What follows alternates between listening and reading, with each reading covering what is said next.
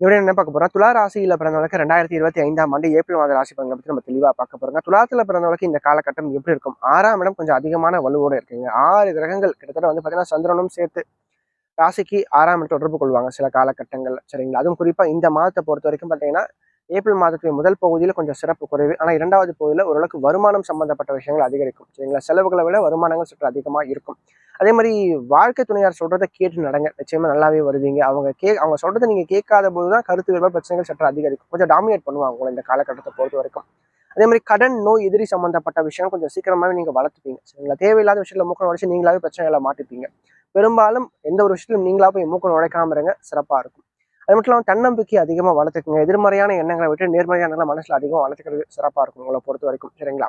First விஷயம், நீங்க வந்து முடிஞ்ச வரைக்கும் பார்த்தீங்கன்னா உங்க வாழ்க்கை துணையர் சொல்றதை நீங்க கேட்டு நடக்கும்போது இந்த காலகட்டங்கள் சிறப்பாக இருக்கும். பிரச்சனை எதுவும் பெருசாக வராது. அதே மாதிரி சாப்பிட்ற ஃபுட் ஹேபிட்ஸ்ல கொஞ்சம் கண்ட்ரோல் எடுத்துக்கிறது சிறப்பாக இருக்கும். தேவையில்லாமல் ஃபாஸ்ட் ஃபுட் ஜங்க் ஃபுட் அதிகமாக சாப்பிட்றத கொஞ்சம் குறைச்சிக்கங்க இந்த காலகட்டங்களில். ஏன்னா சீக்கிரமா வந்து உடல் உபாதைகள் ஏற்படுறதுக்கான வாய்ப்புகள் இருக்கு. அது முதல்ல கொஞ்சம் தெளிவாக பார்த்துங்க. அதே மாதிரி பணம் கொடுக்கல் வாங்கின கொஞ்சம் கவனமா நீங்க இருந்துக்கிட்டா சிறப்பாக இருக்கும்.